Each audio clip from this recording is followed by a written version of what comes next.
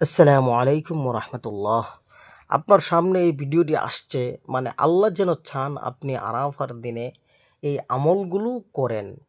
দেখেন আরাফার দিনটা কিন্তু গুরুত্বপূর্ণ এবং শ্রেষ্ঠতম একটা দিন।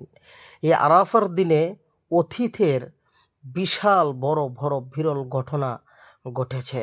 যেমন একটা যদি আপনাদেরকে উদাহরণ দেই, সেটা হলো হজরত আদম আলাইহিস সালাতু ওয়াসসালাম এবং হজরত হাওয়া আলাইহিস সালাতু ওয়াসসালামের মিলন হয়েছিল কিন্তু এই আরাফার দিনে। আল্লাহু আকবার। এই আরাফার দিনের অনেক গুরুত্ব বা তাৎপর্য রয়েছে ইসলামের মধ্যে।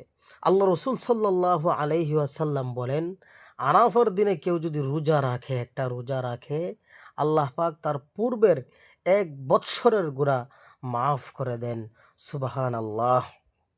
তো আসেন প্রিয় শ্রোতা, ভিডিওটি অত্যন্ত গুরুত্বপূর্ণ হইতে চলেছে, এজন্য ভিডিওটি মনোযোগ দিয়ে শুনবেন এবং আপনি আপনার বন্ধু বান্ধব বা মুসলমানদের উপকারার্থে আপনি ভিডিওটা বেশি বেশি শেয়ার করে দিবেন ইনশা আল্লাহ।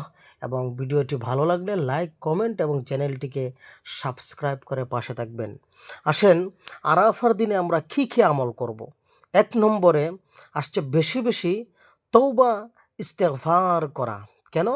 এই দিনে আল্লাহ তাআলা অসংখ্য বান্দাকে ক্ষমা করেন, তাই মন থেকে আপনি শুধু ইস্তেগফার তওবা করবেন। যেমন আস্তাগফিরুল্লাহ, আস্তাগফিরুল্লাহ, আস্তাগফিরুল্লাহ। 2 নম্বর, এই আরাফার দিনে অত্যন্ত ফজিলতপূর্ণ হলো রোজা।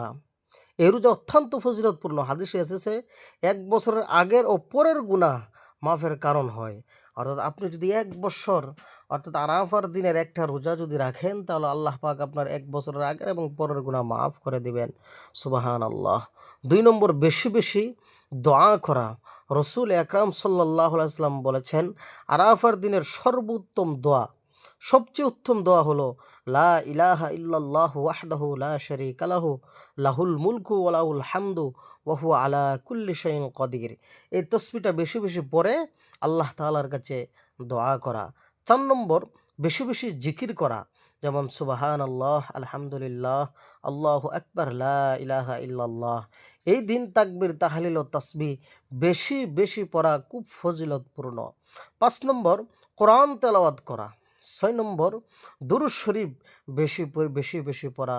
আল্লাহুম্মা সাল্লি আলা মুহাম্মাদিন নাবিয়্যিল উম্মি ওয়া আলা আলিহি ওয়া আসহাবিহি ওয়া সাল্লিম তাসলিমা। এরকম বেশি বেশি দুরূদ শরীফ পড়া। 7 নম্বর, কুরবানির নিয়ত থাকলে চুল নখ না কাটা। 8 নম্বর, পরিবারের জন্য পুরা উম্মাহর জন্য দোয়া করা। আপনি শুধু পরিবারের জন্য দোয়া করবেন, বিষয়টা এরকম নয়, পুরা উম্মাহের জন্য দোয়া করবেন। আরাফার দিনের বিশেষ গুরুত্ব, এই দিনে আল্লাহ তাআলা দিনকে পূর্ণাঙ্গ ঘোষণা করেছেন। কোরআনের সূরা মায়েদার 3 নম্বর আয়াতে এ কথা এসেছে যে আল্লাহ পাক আরাফার দিনের মধ্যে আল্লিয়াউমা আকমালতু লাকুম দীনাকুম, এই যে একটি আয়াত আল্লাহ পাক এই আয়াত আরাফার দিনে নাজিল করছিলেন।